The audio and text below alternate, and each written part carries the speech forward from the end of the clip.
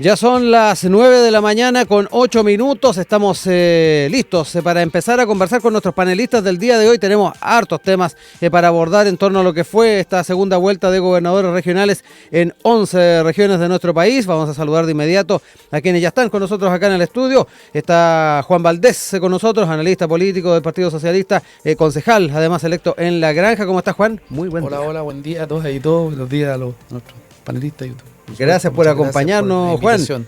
Y también está con nosotros Pablo Rodríguez, cientista político e investigador del Instituto Libertad. Lo mismo, Pablo, gracias también por estar acá con nosotros. Muy buenos días, gracias por la invitación también. Bueno, primeros apuntes en torno a lo que fueron estos resultados. Ya iremos viendo algunas cosas más en el detalle, pero uno de los temas que se ha planteado bastante en el post de esta elección tiene que ver en particular con esta idea de un plebiscito. Se ha hablado de un plebiscito para el gobierno y eso de a poquito se ha ido desechando, al menos esa idea. Quiero partir con eso, para luego ir tal vez yéndonos a los detalles de lo que pasó en la región metropolitana, luego también hablar un poco de las apreciaciones regionales, porque ahí también hubo resultados bien relevantes. Juan, parto contigo. Ya, al tiro, sí. Estamos todavía aquí con la mente, todavía tratando de juntar datos, ¿no? Bueno, yo creo que lo primero que hay que decir es que la lección que se puede tomar de esto es que las elecciones municipales, territoriales y las elecciones de gobernadores, como de consejeros regionales, no son elecciones esencialmente políticas. Y cuando se levantan discursos muy políticos frente, por ejemplo, a los problemas concretos de la ciudadanía, entonces la ciudadanía siempre en estas elecciones resuelve en un gran porcentaje. Eso es lo que han dado los resultados, ¿no? Sí. Por gente que es capaz de ejecutar las grandes obras, de preocuparse de administrar bien y de gestionar las tareas que se les puedan encomendar a través de estas elecciones en el cargo que se desempeña. Esencialmente creo yo que la gente lo que espera en las elecciones territoriales y municipales es buenos gestores. Y eso es lo que ha evaluado y ha castigado a los que están involucrados en causas de algún tipo de corrupción o de en fin, de no ser respetuoso ni cuidadoso con los recursos. Y por otro lado también la valoración de la gente con más experiencia en la gestión y menos extremos. Yo creo que al final del día aquí los extremos han sido... La moderación de la que se habló bastante también el día de ayer. La moderación, yo creo que también que colocar la pelota al piso, diría yo, de las cosas que son posibles hacer y las que no son posibles hacer, salirse de los extremos para volver a un camino donde puedan llegar a acuerdos grandes que puedan permitir avanzar en los problemas que la ciudadanía le afecta. Yo creo que eso es lo que la ciudadanía hoy día está esperando. Pablo, también tu lectura más general de lo que fue este resultado. Yo traía a colación el tema del plebiscito, pero también está algo que pone sobre la mesa Juan, que tiene que ver también con la moderación y esto de poner, bajar las expectativas de alguna manera, poner la pelota al piso. No sé cómo lo ves tú. Sí, yo comparto que hay en esta elección un componente local muy importante.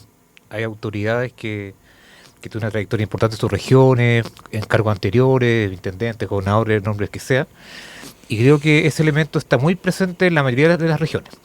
Sin embargo, creo que en la metropolitana era un poco distinto, por el carácter obviamente de la cantidad de electores que hay aquí, las implicancias que tiene el triunfo de uno u otro, y por tanto... ¿Ahí valía el tema del plebiscito? Es que a mí no me gustaba hablar de plebiscito porque también era un riesgo, porque analizado hoy día, decir que era un plebiscito no es una buena... Claro, se sale para atrás para exactamente quienes lo planteaban. Pero de todas las elecciones, la que tenía más elemento político presente creo que era esta, la metropolitana, por todo lo que estaba en juego. Y creo que ahí hay una victoria clara de Claudio Rego, que tiene que ver con esto con el tema de la moderación, de ciertos... de lo que la gente está esperando de candidaturas y de quienes se desempeñan el cargo, pero también una evaluación a las personas que están ejerciendo sus respectivos cargos como gobernadores. Entonces también era una oportunidad para rendir cuentas desde el punto de vista de lo que son ellos frente a sus acciones, y que la ciudadanía escogiera y decidiera finalmente si ellos seguían o no los cargos. Entonces creo que hay varios elementos que están sobre la mesa, pero creo que en términos políticos, como la región metropolitana, y respetando mucho lo que pasa en el resto de las regiones, eso es muy relevante, ahí las interpretaciones son otras. O sea, si tú me preguntas si hay un problema para Chile Vamos, puede que sí, porque no es el resultado que se esperaba. Pero al mismo tiempo tú pasas a tener buenos gobernadores en otras regiones del país. Entonces las lecturas son bien diversas de lo que uno puede hacer, pero tampoco el gobierno puede cantar mucha victoria, porque no tiene mucho que celebrar. O sea, Claudio Rego, a más allá de que le endosaron apoyo, él se vestía como una figura independiente.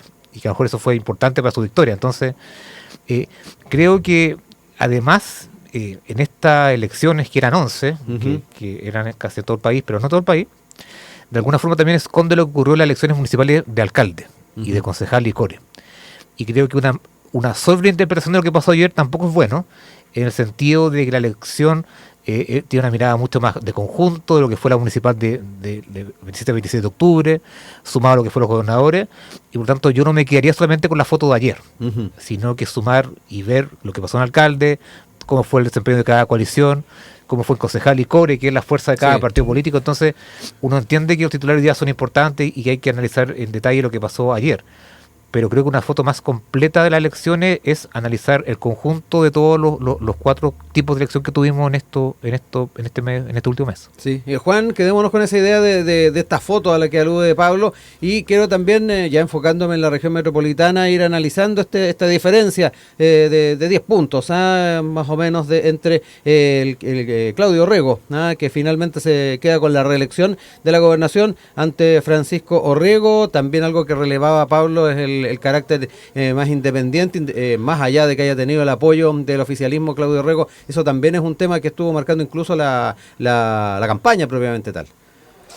O sea, todos entendemos de que Claudio Orrego fue un candidato independiente, pero es que todo de los independientes bien especial, digamos. Un independiente que hace 2 años se declaró independiente y que había militado toda la vida en la DC, que ha sido parte de la más progresista, que ha tenido siempre un buen vínculo, distinto gobierno del presidente Lago, intendente con la presidenta Bachelet. En fin, ¿no? Claramente un independiente que no es de derecha, para así decirlo, digamos. Ahora bien, dicho eso, también hay que decir que yo creo que estas elecciones lo que demuestran es que el país, el tema presidencial, por ejemplo, o sea, yo creo que es cierto, yo creo que el gobierno puede sacar cuenta alegre, porque lo que había antes de la elección era un panorama sombrío, negro, duro. Llegó el caso Monsalve y se puso más oscuro, más difícil, más duro, más fuerte de enfrentar todo, ¿no? Y lo que ha demostrado es que la unidad vale más para poder llegar mejor a la gente. Entonces nosotros tuvimos una centroizquierda bastante unida, bastante con muchos acuerdos amplios, integradora e incorporadora de muchos sectores, de diversos sectores, lograron ponerse de acuerdo a la centroizquierda para enfrentar este proceso electoral, y esto lo que ha traído son resultados como los que hemos estado observando. Creo yo se ha contribuido mucho, y por otro lado vemos una derecha que tiene dificultades para ponerse de acuerdo. Yo creo que son malas noticias para Evelyn Matei este resultado, la municipal y la gobernadora.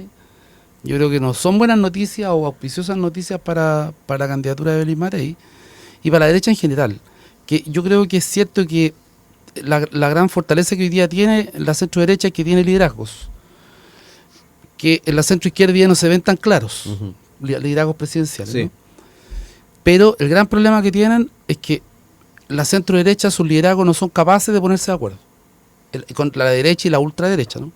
Y la ultra y ultraderecha, pues, tenemos después a varios más hacia el otro lado, y que al parecer no logran congeniar agenda, no logran ponerse de acuerdo, no logran tener listas únicas, no logran tener tratar de definir un programa que sea más o menos parecido, más o menos común.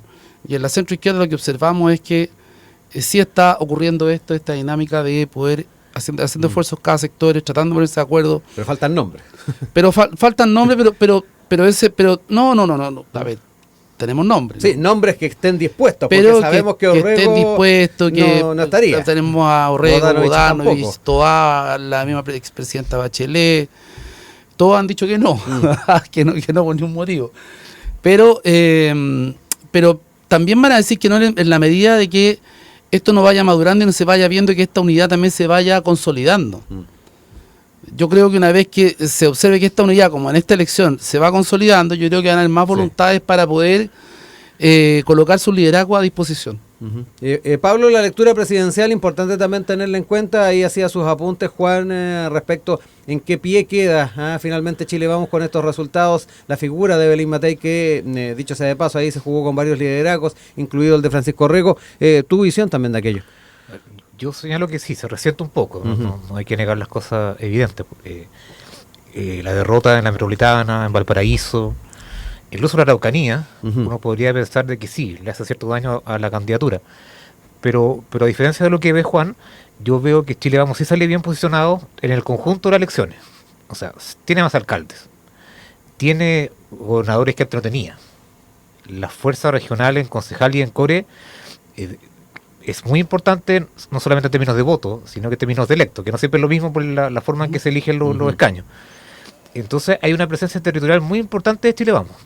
Entonces, uno, claro, si se queda con lo de ayer, sí, efectivamente hay 3 derrotas importantes para el sector, pero hay 5 gobernadores que antes no se tenían ayer, y si uno suma el de primera vuelta, se queda con 6. Entonces, depende mucho, obviamente, de cómo uno mire el fenómeno, pero la mirada más completa, a mí me da la impresión que Chile Vamos queda bien perfilado, pensando que sus elecciones anteriores habían sido muy malas, que tenía un desempeño muy bajo en la municipal anterior, en gobernadores anteriores, y en el Congreso tampoco más equiparado, hay mucho independiente, mucha fragmentación, pero hay un escenario para Chile Vamos que es interesante, que lo muestra bien para lo que viene desde el punto de vista de los resultados que obtiene. Y eso creo que es una de las cosas con las cuales uno se queda, y comparado además Chile Vamos con Republicano, creo que Republicano sí sale mal parado de todo esto. Los extremos son los más... Entonces, en este contexto de moderación, Republicano frente a Chile Vamos le hace bien que haya un sector más extremo o más hacia la derecha que Chile Vamos, y por lo tanto creo que como conjunto, como coalición, quedan bien puestos de los números. Hay que eso plasmarlo, ratificarlo lo que viene, pero en cambio Republicano no le fue bien en alcalde, en concejales, con una votación importante también en core, pero los cargos que son de alguna forma más interesantes y que en lo que se jugaba más cada uno de los partidos o coaliciones, ahí queda muy mal aspectado respecto a lo que viene. Entonces, en este triunfo de las moderaciones, o no, también creo que Chile Vamos en esa lectura también tiene una cosa buena que aportar, del punto de vista de lo que significa que hoy día esté mucho mejor instalado de lo que era Republicano, y que esta amenaza que se preveía a partir de los resultados de los consejeros del año pasado, parece que eso de alguna forma se aminora, claro. No se termina del todo, porque hay una parte importante también de la gente derecha que vota por Republicano, pero en esto disputa Chile Vamos Republicano, creo que Chile Vamos sale bien parado mirando en conjunto todas las elecciones. Sí, Juan, querías apuntar algo recién. Te vi... Es que lo que quería decir es que yo tengo la impresión de que es cierto, pero yo observo de que lo que uno ve a través de los resultados en Valparaíso, en la media metropolitana y en otros lugares más, es que finalmente la derecha no logra consolidar la votación de primera vuelta de los distintos candidatos que se representan, ¿no? O sea, al parecer el trasvasije de votos, el republicano no votan por el candidato de la UDI, por ejemplo, en Valparaíso, un ejemplo, ¿cierto? Tal vez votan nulo o blanco, no digo que vayan a votar por el candidato de la izquierda, pero votan nulo o blanco, es decir, no es que se traspase esa votación, como lo que sí ha ocurrido con los candidatos de la centroizquierda, que en el fondo han logrado consolidar mejor o representar mejor. Creo yo que hay menos disputa de electorado, o menos diáspora, si tú quieres, en la izquierda, la centroizquierda, que en la centro, la derecha o la centro derecha. Creo que ahí ese es un problema que yo digo que es político. Por eso digo, sí, efectivamente uno ve los resultados, uno dice, bueno, Renovación Nacional es por lejos el partido que mejor le va, ¿no? Por lejos. Sí. Y bueno, pero uno después, si va a ver los datos más claros de la política, uno dice, bueno, entonces ¿cómo va a ser el Limatei ahora para lograr consolidar o mi pregunta es, por ejemplo, si gana Kast o gana Kaiser, la pasa a la segunda vuelta, ¿no? Johannes Kaiser, ¿qué va a hacer la centro derecha? Más moderada, ¿qué va a hacer? ¿Cierto? Al revés, si gana Evelyn Matei, ¿qué va a hacer la ultraderecha? Que tiene esta aspiración a crecer, a consolidarse, que ellos creen más bien en la política a lo Trump o a lo Milei, digamos, ultra neoliberales, en fin. ¿Qué van a hacer? ¿Qué va a pasar ahí? Bueno, eso es lo que no está claro. Lo que yo digo es que ese es el problema. Lo que yo observo es que ahí en ese mundo, eso no está claro cómo hacer ese comportamiento, porque hasta aquí no hay esos apoyos recíprocos que uno debiera observar, que sean más cercanos, más coherentes con lo que representa el otro sector de la política. Sí. Eso. Sí, Pablo. Sí, yo creo que el gran desafío es justamente hacer eso. ¿Sí? No hay ninguna duda que todos compitieron divididos, sobre todo en gobernadores. De hecho, en la elección de gobernadores habían casi 3 o 4 listas de cercano oficialismo. Sí. Porque cada sector o bloque también presentaba su candidato. Claro. En Coquimbo, por ejemplo, que en el oficialismo también tuvimos una elección en primera vuelta dividida. Pues. Claro, pero en todas las regiones había una competencia por lo menos entre 2 sectores. Sí. En algunos, no sé si alcanzó a haber 3, no sé. Acá en la metropolitana había varios también. Había varios. Claro, sí. Pero el tema ahí es que, claro, pudo haber una coordinación importante para la segunda vuelta, y eso es lo que está en tensión en la derecha, y eso tampoco hay que negarlo. Una parte importante de republicanos no votaría nunca por Chile Vamos, y una parte importante de Chile Vamos tampoco votaría nunca por republicanos, sectores más duros de cada uno de los sectores. Y eso está presente, y no sé si es un problema hoy día, porque también te permite tener mayor capacidad de llegar a otros sectores. O sea, si Matei es capaz de ganar la elección presidencial, pensando ya en lo que viene para el próximo año, no va a ser solamente porque logró sumar a buena parte de republicanos, sino que va a ser porque logró captar a voto, digámosle centro, independiente, otros sectores. O los que se sumaron en esta vuelta con voto obligatorio, que ese también es un electorado que se está tratando de ver por dónde se inclina. Exactamente, entonces las capacidades de un sector u otro de ganar la elección presidencial, y creo que esto corre para los dos lados, es que ni Frente Amplio, ni Partido Comunista, ni Socialismo Democrático alcanza, por un lado, y Chile Vamos Republicano, Social Cristiano tampoco alcanza. Entonces, para que alguno gane la elección presidencial, tiene que hacer un giro o de alguna forma moverse hacia otras partes. Y creo que ahí, cuando tú tienes candidatos sobre la mesa, y que es lo que no tiene tanto hoy día el sector de la centro-izquierda, que tiene nombres pero no tan disponibles a lo mejor para enfrentar la elección, creo que Evelyn Matei sí tiene ciertas capacidades para llegar a ese votante de centro, independiente, que no ha votado tanto, y creo que eso también es un elemento que hay que ponderar a la hora de hacer la elección.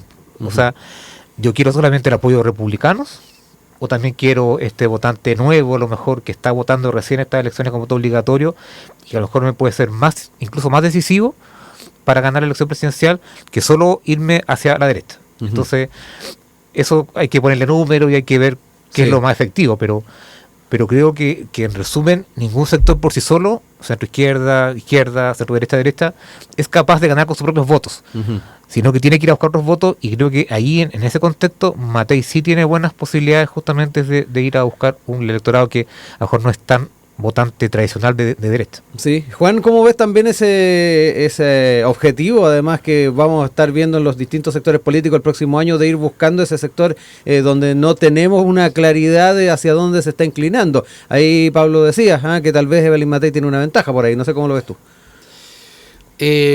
Bueno, lo que yo veo es que en esta oportunidad donde votó son las primeras elecciones obligatorias de cargos políticos. Exactamente. Que no hubieran sido las convenciones, ¿no? Exacto. Donde vivimos un proceso bien complejo porque nos fuimos muy para la izquierda, muy para la derecha, tuvimos una situación. Primero, yo creo que eso ya es como vamos para allá, para acá, estamos más al centro ahora. Entonces, yo creo que efectivamente la gente toma más reflexión. Las elecciones del próximo año son elecciones más políticas. Estas elecciones son elecciones que están muy marcadas por otro tipo de condiciones.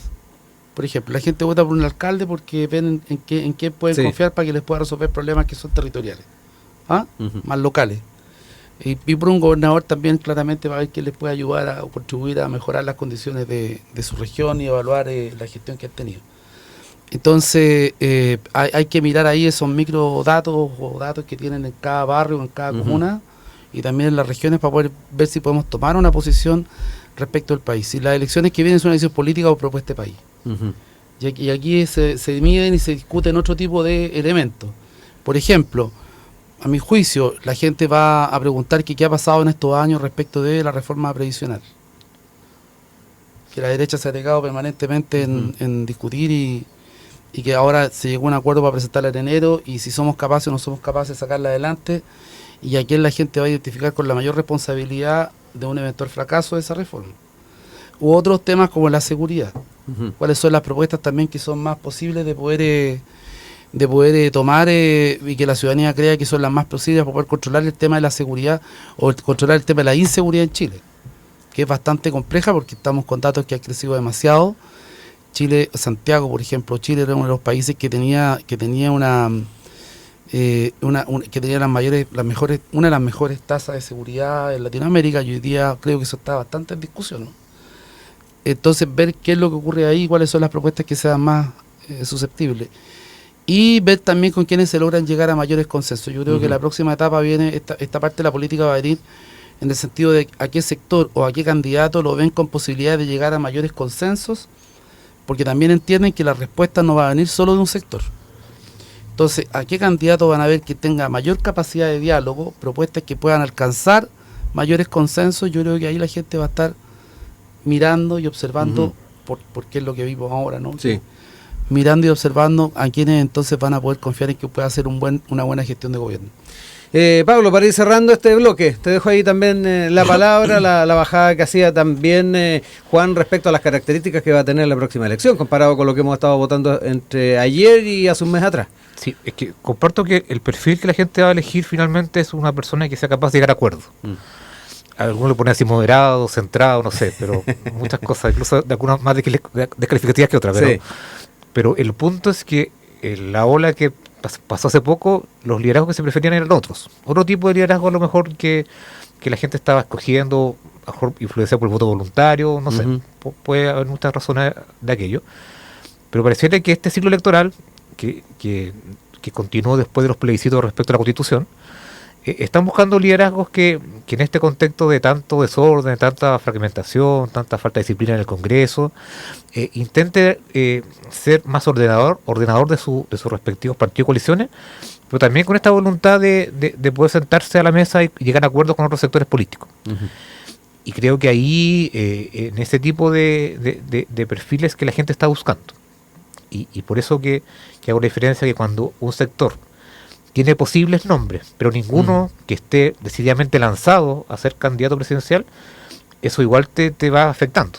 O sea, no tener una figura presidencial relevante desde el punto de vista de lo que significa tomar la decisión, pero también de la encuesta es problemático, porque uno podría pensar que la elección presidencial falta un año, casi un año exacto, pero en realidad no falta un año, porque si tú eventualmente quieres hacer primaria, tienes que decirte entre abril y mayo a quiénes va a llevar a las primarias.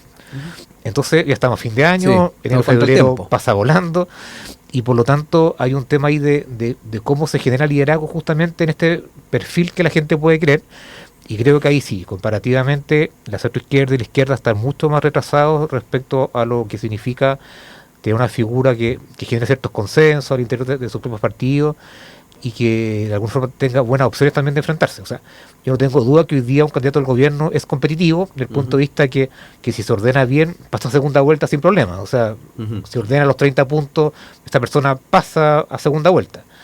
Pero el tema va a ser la segunda. Claro. Y ahí volvemos al tema anterior, que tanto Chile Vamos como Republicanos y Frente Amplio, Partido Comunista y Socialismo Democrático no tienen la capacidad para ganar una segunda vuelta por sí solos. Y ahí está la disputa que se va a dar entre ambos sectores.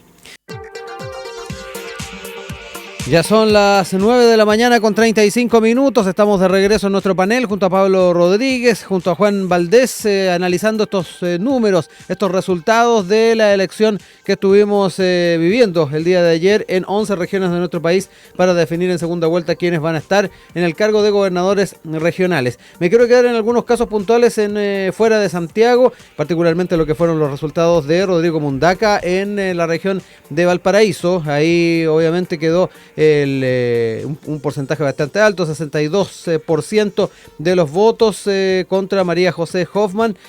También importante ir revisando lo que fue la región del Biobío, donde Sergio Yacamán, independiente apoyado por la UDI, obtuvo también un triunfo holgado, 72% por sobre Alejandro Navarro. Y además también importante ver lo que pasó en la región de Coquimbo, 63% para Cristóbal Juliá, de independiente pro Evópoli, contra el candidato del Partido Comunista, Javier Vega.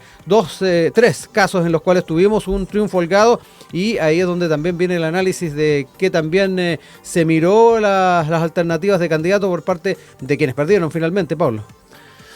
A ver, creo que en las regiones había un componente, como señalaba al principio, de mucha autoridad, que primero eran gobernadores, en ejercicio la gran mayoría de los que iban. Caso de Mundaca, por ejemplo. Claro. y además con liderazgos regionales interesantes. No eran figuras de Santiago, que a veces, muchas veces los partidos, coaliciones... Turismo electoral. Claro. Que fue sancionado. Sí. Pero en estos gobernadores que ganan, y la mayoría de los candidatos son incluso candidatos de renombre, eran de la zona. O sea, Navarro de allá. pierde. Puente Alto. No, claro, pero en gobernadores. Puente Alto, me lo dejaste en la casa. Estaba diciendo Navarro. Sí. Navarro es una figura nacional, por decirlo de alguna manera, pero es de la zona. No es alguien que llevaste para competir de afuera. Marcela Hernando, que también pierde, también es de la zona. Ahí en Antofagasta. Entonces, son figuras... Pero gana también alguien que ve ahí. Sí, por eso. Entonces, son en general gente vinculada a sus respectivas regiones. Y eso creo que es importante, que haya un cierto arraigo de cada uno de los candidatos, tanto ganadores como perdedores, pero eso creo que es importante. El voto local.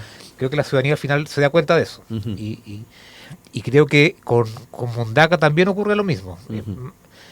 María José Hoffman, a pesar de ser una diputada del sector, que ya no, pero fue importante, que tiene aspiraciones en la región para lo que viene, creo que es una derrota importante para Chile Vamos.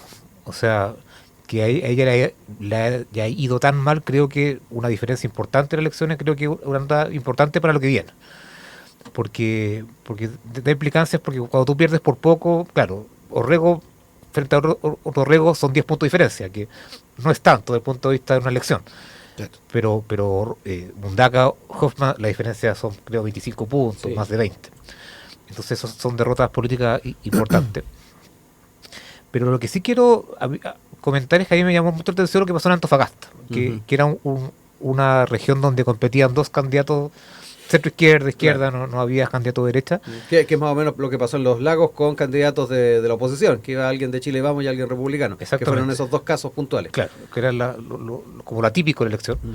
Y ahí, a pesar de lo que estamos hablando respecto a lo que significa premiar o castigar el desempeño de quien está a cargo de algo, en Antofagasta hay muchos problemas respecto a lo que ha significado democracia viva, los problemas con los convenios, y ahí de todas formas la figura del gobernador sale victoriosa. Ricardo Díaz. Entonces, eso también hay que analizarlo, porque estamos pensando que ojalá la gente castigara con más claridad el buen o mal desempeño, a lo mejor no alguien en particular, porque sería a lo mejor injusto alguien que no está ni siquiera condenado. Pero hay un tema ahí respecto a la responsabilidad y lo que significa justamente que la ciudadanía castigue o premia a buenos gobernadores y a buenos gestores, que es lo que estábamos hablando al principio. Entonces a mí creo que ahí en la región de Antofagasta creo que pasaron cosas distintas. A lo mejor es porque justamente no había competencia con otro sector político, sino que una competencia más bien interna entre al interior del mismo sector. Pero creo que ahí hay una mirada interesante. Y lo otro, a nivel regional también, que es bueno destacarlo, es lo que tiene que ver con republicanos. Republicanos pierde en la zona donde iba compitiendo. En Los Lagos. Que era frente a Chile Vamos. Pero también pierde en la otra región donde no había candidato a Chile Vamos, y que era justamente la región de O'Higgins. Entonces, con el candidato a la reelección, además, del partido Pablo Silva. Exactamente.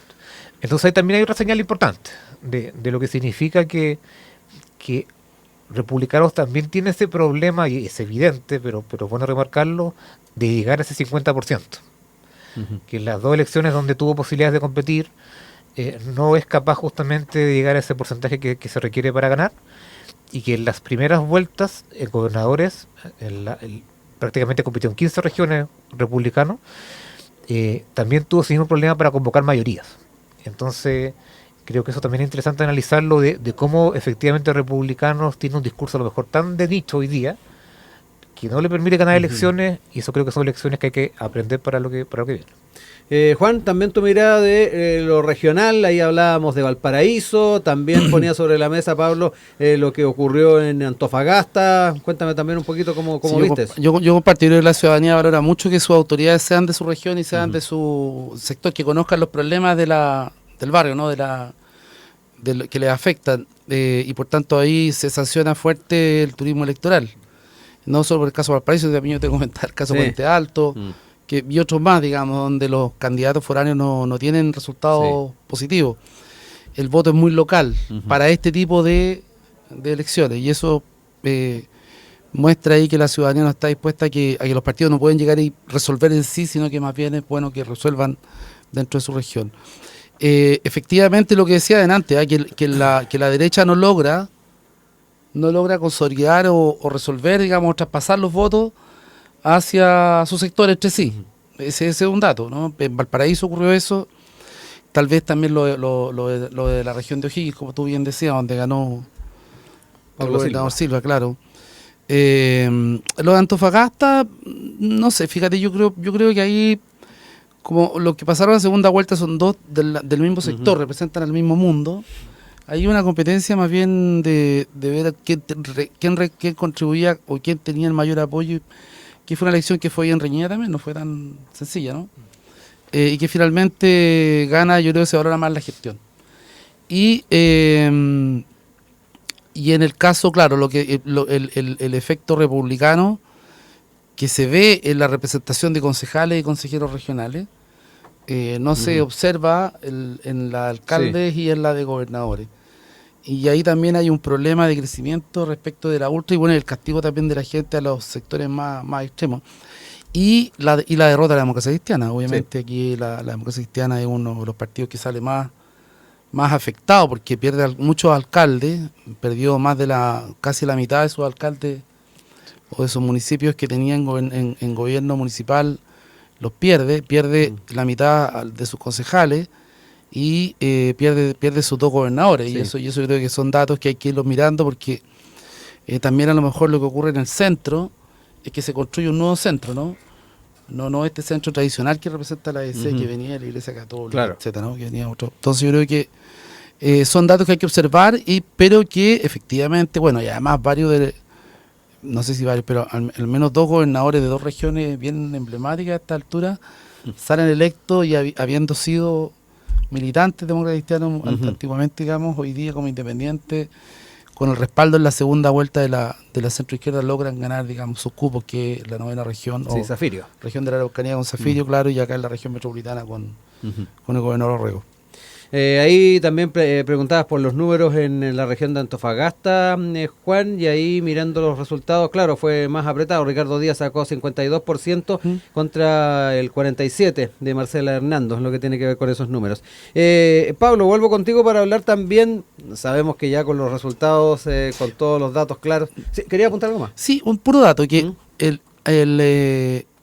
la alta participación de la ciudadanía en esta elección. 83%. 83%, sí, con bajo nivel, a mi juicio, de voto nulo blanco. Sí, 10% fue más o menos. Yo creo que es bajo, habíamos tenido en algunas oportunidades 20 y hasta cerca del 30, ¿no?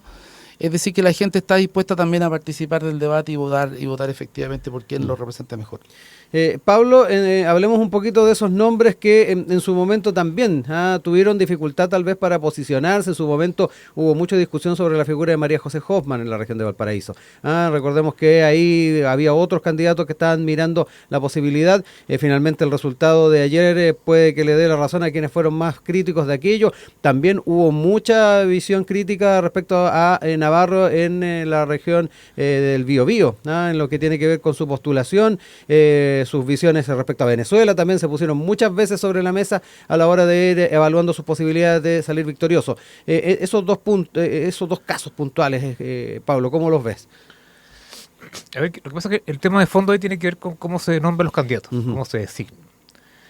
Y creo que las primarias se subutilizan demasiado poco, o sea, se ocupa muy poco en este espacio para justamente que cuando hay candidatos interesantes o con diferentes propuestas y con diferentes apoyos políticos, creo que las primarias deberían ser un mecanismo más utilizado por los partidos coaliciones para definir sus candidaturas. La primera vuelta de gobernadores ponía el mal incentivo de que, como era muy poco probable llegar al 40% en primera vuelta, cada proyecto político de sectores, de cada uno de los sectores, tenía de alguna forma el incentivo a competir. Y eso se dio en todas las coaliciones, entre derecha e izquierda. Y eso tiene la dificultad de justamente este traspaso de votos en segunda, que en algunos casos puede ser más fácil que en otros. Pero creo que lo que estamos de alguna forma viendo tiene que ver con que el mecanismo con los cuales los partidos deciden sus candidatos es un mecanismo que está muy exigido, que es poco transparente, muchas veces lo van a reclamar los mismos candidatos. Y ese creo que es un problema importante que estamos enfrentando. Sí. De hecho, si uno piensa y lo vincula con la elección de alcalde, que haya tanto alcalde independiente fuera de pacto, que son los electos, es que porque muchas veces esos candidatos no eran independientes siempre, Sí. sino que pertenecían a un partido en algún momento de su vida política o trayectoria electoral y renuncian porque ven que por fuera pueden tener mejores opciones, Claro, estrategia. o también porque piensan que siendo independientes y de alguna forma juntando firmas pueden presionar al partido, pueden negociar su cupo. Claro. Entonces amenazan un poco que voy a ir igual de independiente si tú no me llevas y finalmente ahí se decide o no. Pero el tema es que hay unas ciertas condiciones en las cuales los candidatos están viendo los mecanismos que tienen los partidos para elegir su nombre de forma poco transparente, que es un poco democrático, y eso es un tema. Entonces creo que hay que dar una mirada respecto a aquello, porque es normal que hayan disputas para resolver los cargos, más cuando son cargos uninominales en los cuales hay que elegir a alguien. Claro. Pero a veces los procesos mismos son tan costosos que llevar a una persona significa haber dejado otras 4 que no apoyan tan fuerte al candidato que finalmente va a la papeleta. Creo que un ejemplo de eso es Viña. Perdón que me vuelva a los alcaldes, pero en Viña creo que se notó mucho eso. O sea, se nombra una persona que no es del sector tradicional, lo llevan de candidato y creo que no hubo el suficientemente apoyo de las fuerzas de Chile Vamos, lo que significa el dirigente común y corriente que está ahí siempre aportando, pero que le traen a alguien de afuera para enfrentar una elección, y creo que eso de alguna forma pesa.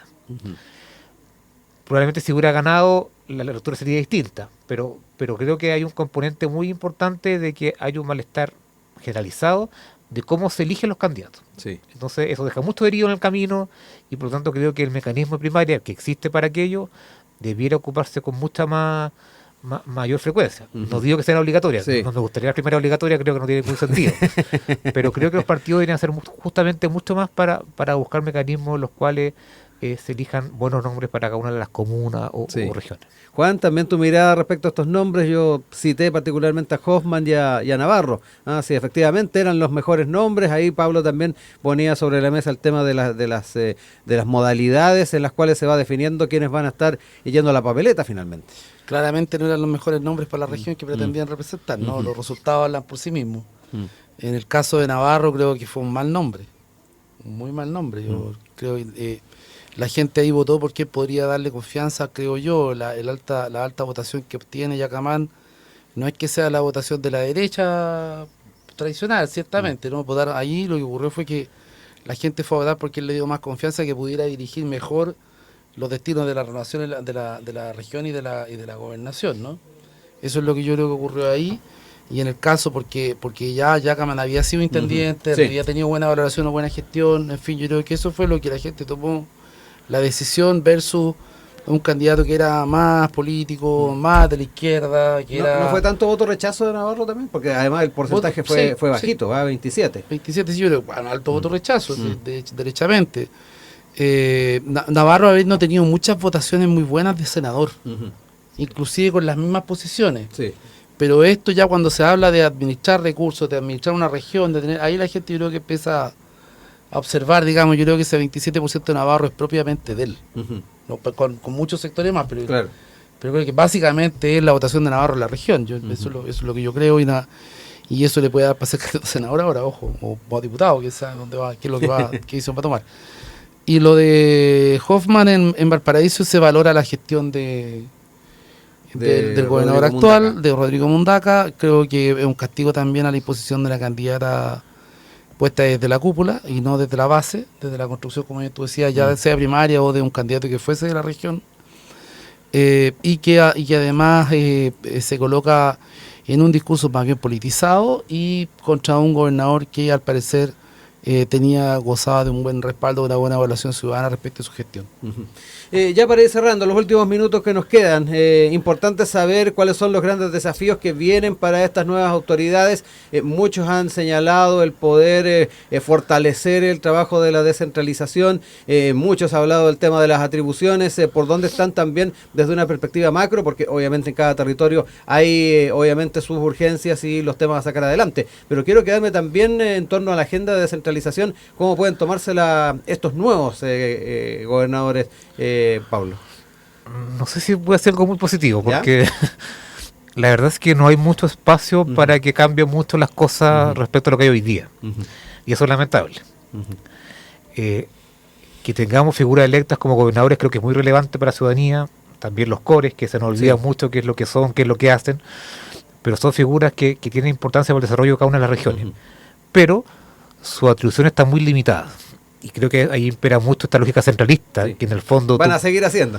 Tú permites que la gente elija sus autoridades, pero con poco poder. Y creo que eso no va a cambiar en el corto plazo. De hecho, al interior del gobierno, esta disputa respecto a lo que eran los delegados, y si existían o no en este gobierno, se cambiaba para más adelante, una discusión que ya se perdió. O sea, los delegados van a seguir existiendo figuras que son representantes directos del presidente en la región, y además está en discusión lo que significa esta figura de seguridad. El Ministerio de Seguridad Pública. Y cómo va a tener bajada regional. Los Ceremi. Entonces, lamentablemente, y no es lo mejor para terminar la jornada de hoy, pero uno no ve que haya algún cambio importante respecto a lo que viene de los gobernadores. Se están discutiendo cosas respecto a presupuestos, temas fiscales, de responsabilidad fiscal y algunas cosas, pero sinceramente no son las más relevantes. Entonces, cuando elegimos autoridades, uno cree que elige autoridades que tienen cierto poder, cierta capacidad de hacer cosas, y la verdad es que no tienen tantas. Y si bien tienen recursos para disponer y distribuir de acuerdo a sus funciones y atribuciones, la verdad es que yo no sé si es suficiente que haya un gobernador que pueda repartir plata. De buena manera, y no estoy diciendo negativamente, sino que tenga la capacidad de donde hayan prioridades de la región, se puedan aportar con recursos para que los municipios o alguna entidad pueda desarrollar algún plan. No, pero si solamente se van a dedicar a repartir plata, creo que no es lo que uno esperaría de un gobernador regional respecto a la visión de la región, del desarrollo. Entonces, lamentablemente no veo que las cosas en el corto plazo al menos vayan a cambiar. Sí, Juan, ahí vuelvo contigo porque durante mucho tiempo previo a estas elecciones, antes de que llegaran estas figuras y estas autoridades, hablaba mucho de este alcalde mayor que se aspiraba fuera de esta autoridad, pero finalmente, tal como lo decía Pablo, se ha ido diluyendo esa discusión, las posibilidades de que adquieran esas nuevas facultades también se ha ido diluyendo, y ahí también bien importante cómo mantenemos el entusiasmo de la ciudadanía en torno a esta elección y el rol de sus autoridades con estas dificultades. Yo creo que los gobernadores, esta es una discusión bien particular porque creo que se ha dado en todos los sectores y tiene mucho que ver también con el modelo político chileno. Nosotros tenemos un sistema presidencial y por tanto en cada región y en cada provincia del país el presidente tiene un representante, ¿no? Y que el que baja las políticas públicas del Estado. Y hay un choque ahí de roles que se da y que se va a seguir dando seguramente por un tiempo más, y en algún minuto esto se tiene que sentar a discutir y a resolver. Porque efectivamente tenemos un gobernador electo, por ejemplo en la región metropolitana este gobernador salió electo con ¿cuánto? Con 2.400.000, 500.000 votos. Claro, me explico. Entonces, y la gente lo que le demanda a este gobernador, y casos como el de Mondaca o el del Biobío, ¿no? Con Yacamán. Entonces, 2,5 millones son los de Claudio Rego. Entonces, imagínate, son gobernadores que fueron electos con altísimas votaciones, ratificados por la ciudadanía, pero que hoy día, claro, como tú bien dices, tienen el rol de repartir recursos, ¿cierto? De administrar el Fondo Regional de Inversión, y no tienen muchas más atribuciones. Ellos no nombran Ceremi, no tienen gabinete, en el fondo tienen un equipo que es el que recibe la solicitud de requerimiento de presupuesto, y que esto después con los consejos regionales lo resuelven y priorizan las inversiones regionales.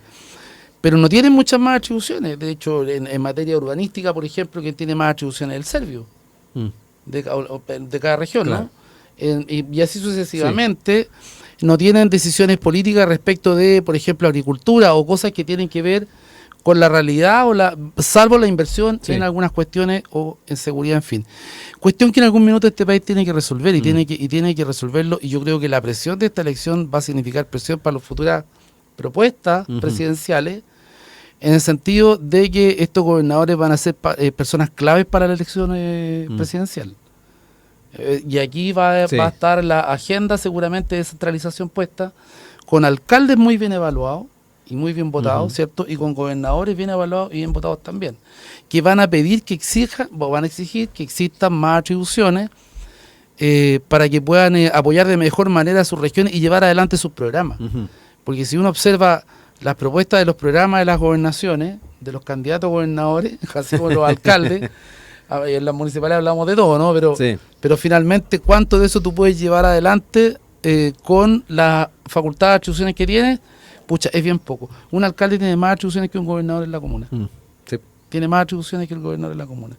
El gobernador no emite decretos, por ejemplo. Los alcaldes sí y el presidente también. Son las únicas dos autoridades. Cosas como esas, Sí. que en el fondo son llevar adelante políticas públicas, poder implementarlas en sus regiones para poder hacer transformaciones o mejoras, digamos, para los vecinos y vecinas, los ciudadanos que viven en ese lugar. 9:57, yo quiero agradecer que hayan estado con nosotros hoy día Juan Valdés, Pablo Rodríguez, haciendo este análisis luego de esta segunda vuelta de gobernadores regionales. Ya tendremos tiempo también de reencontrarnos y seguir revisando la actualidad del país. Un abrazo, gracias. Muchas Gracias.